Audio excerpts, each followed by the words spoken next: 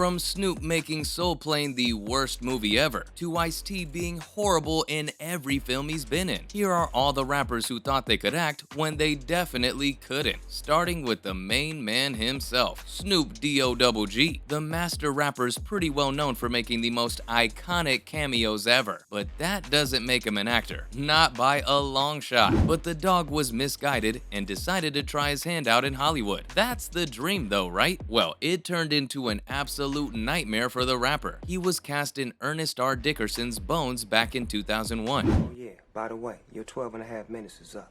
Hey, sorry about that, Jay Bird. It's never business, it's always pleasure. The movie was supposed to be an awesome tribute to the 1970s and starred the talented Pam Grier, but it turns out the movie only sounded good on paper. Initially, it was a disaster at the box office, even though it soon became a cult classic, with Dog and Grier's performances getting most of the credit. Let me be super clear, the movie was bad, like really bad, and no matter how hard you tried to ignore it, Snoop's cringy acting skills stuck out like a sore thumb. That didn't stop him though. He then showed up in Frederick DeChow's Racing Stripes in 2005. If I say the movie was bad, you'd have to give me an award for making the understatement of the millennium. It seemed perfect though, with Dustin Hoffman, Whoopi Goldberg, and Frankie Muniz. But it didn't impress anyone. And how could it? The movie's about a zebra who is trained to become a champion racehorse, with Snoop playing the part of the family's bloodhound, Lightning. What did I tell you? Even though it was just voice acting, it was really bad. Even though he's only in a few scenes. His catchphrase was, "If that's a racehorse, then I'm D-O-double-G, baby." Yikes! Am I right? The director must have thought he was so clever when he cast Snoop Dogg as a literal dog, but everything else pales in comparison to his performance on Soul Plane. When looking at Dogg's resume, this huge pile of visual garbage can't be ignored. Y'all, what's crack-a-lackin'?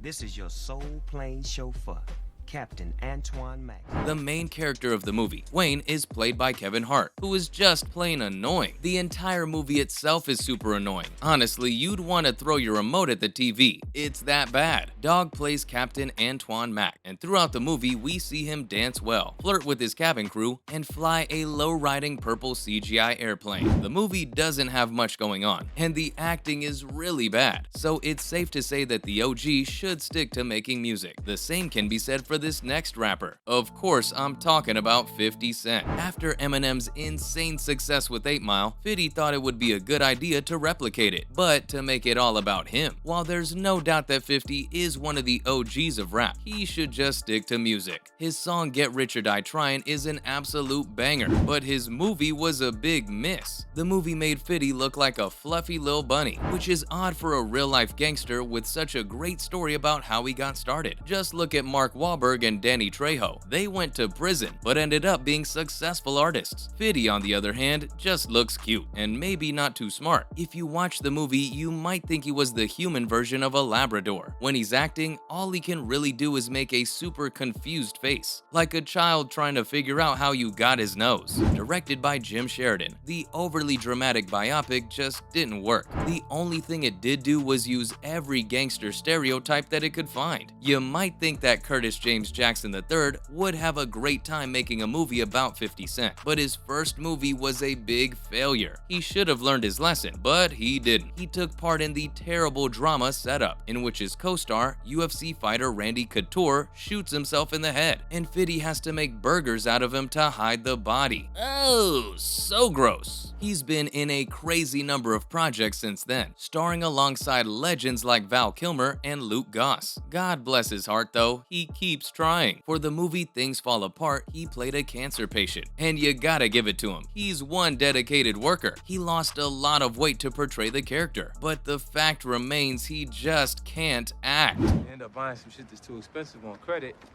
and the banks win, man. You know, as soon as a car pull off a lot, it's considered a used car. Believe it or not, this is a used car right here. The same thing can be said about this next rapper too, Vanilla Ice. This dude was awesome. He was such a big deal that in 1991, Universal Pictures decided to make a movie called Cool as Ice, a musical romance epic that made absolutely no sense. And of course, he played himself as a rap artist who rides a motorbike and falls in love with the rich girl next door who rides a horse. Basically, it showed fans how Ice would pick up women. Do you want Wanna know? Well, first you scare her horse, which causes her to fall off. Then you break into her house and steal her journal. Amazing, right? And apparently it works for him. Now, you can probably guess how bad the movie was. Imagine how Ice looked in it, out of place and out of his depth. His character did the stupidest things imaginable, and the poor guy did his best to make him look cool, but he just couldn't pull it off, in part because his crazy 90s clothes were all the rage back then. Mark Wahlberg might have been able to remake himself as an Oscar candidate, but it doesn't seem to be in the cards for Ice, especially since he starred in The Helix Loaded, a stoner spoof of The Matrix. Speaking of rappers who might never win an Oscar, Kid Cudi might be at the front of the line. The amazing rapper has put out 4 studio albums, but the movie version of one of his songs, Need for Speed, couldn't get our motors running. And look, if this is about Anita trying to get her back or something, do it another way, homie.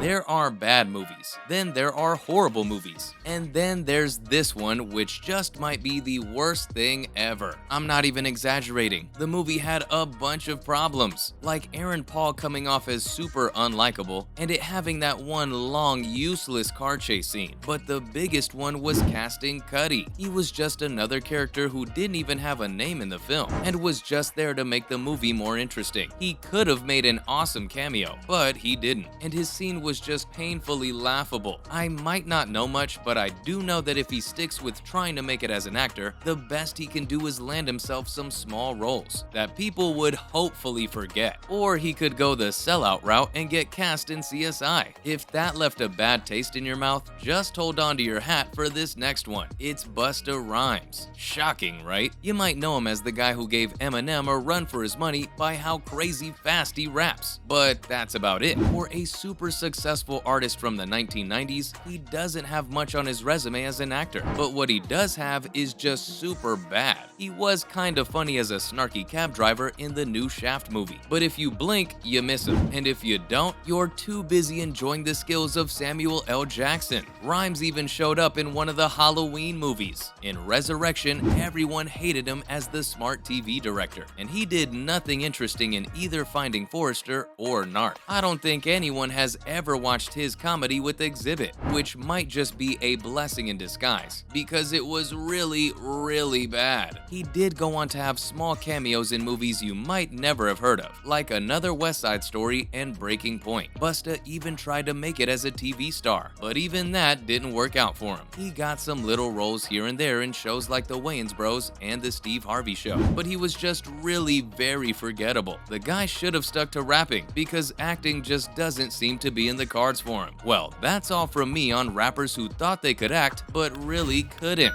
Thanks for watching, and I'll see you next time.